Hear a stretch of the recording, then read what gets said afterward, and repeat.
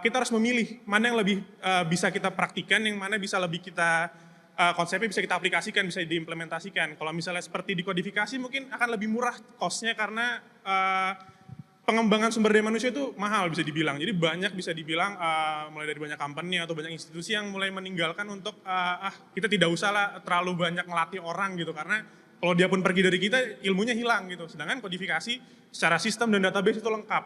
Namun kalau di personifikasi sendiri kita bisa melihat gitu sebenarnya ada banyak positifnya juga yang bisa kita ambil kalau sebenarnya kemampuan manusia sendiri itu yang akan mengembangkan ilmu itu seperti tadi Bung Rocky sudah sampaikan itu masalah, dan itu tidak bisa kita hilangkan dari hal tersebut. Nah, yang mau saya tanyakan di sini gimana caranya supaya kita bisa memanfaatkan dua konsep yang berbeda seperti itu agar bisa diambil yang bisa dibilang dua positif ini tidak menjadi hal yang kontradiktif. Jadi dua-duanya bisa kita gunakan agar bisa kita implementasikan dari mulai personifikasi dan juga kodifikasi ya. Karena saya juga pernah sempat dengar di podcastnya Pak Gita juga, Endgame waktu itu dengan Prof. Jimli kalau nggak salah, tentang leadership di Indonesia itu by figure, tidak by system. Jadi kita bisa dibilang terlalu mengikuti figur seseorang gitu. Dan ini menurut saya tuh kita harusnya di Indonesia sendiri tuh bisa lebih memanfaatkan kalau kita bisa punya sistem yang bagus, yang bisa diturunkan, bisa diimplementasikan dan bisa dipakai oleh semua orang dengan semua latar belakang, tapi juga kita bisa menciptakan figur-figur dari orang-orang tersebut yang bisa lebih baik ke depannya. Mungkin seperti itu.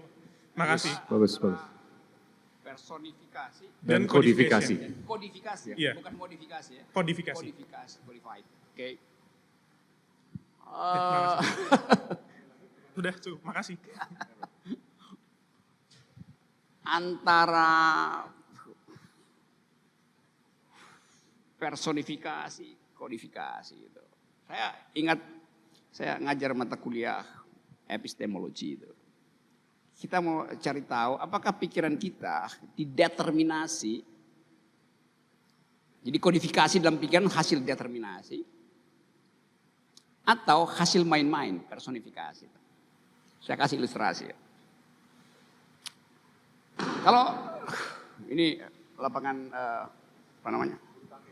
Bulu tangkis itu. Kalau saya main bulu tangkis, saya bisa ukur kemana jatuhnya bola saya itu dengan intuisi fisika tuh. Kalau saya ambil dari bawah, sudut elevasinya saya tahu, saya bisa ukur kecepatan angin di sini. Maka power saya bisa manipulasi itu, peng gitu.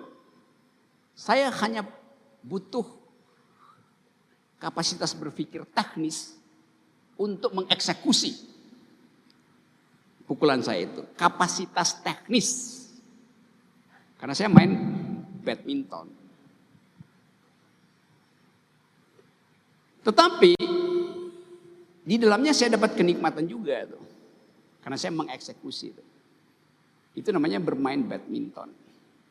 Yang kita dapat berkali-kali piala bagus karena ketuanya dulu Pak Gita itu. Dulu main badminton. Bandingkan main badminton dengan main layang-layang. Di dalam main badminton, kegembiraan saya kalau saya mengalahkan lawan dengan kalkulasi teknis tadi itu. Arah angin, gravitasi, velocity, initial force-nya, elevasi sudut, dapat itu. Terus saya senang karena saya mengalahkan orang. Tetapi bermain layang-layang yang lebih menggembirakan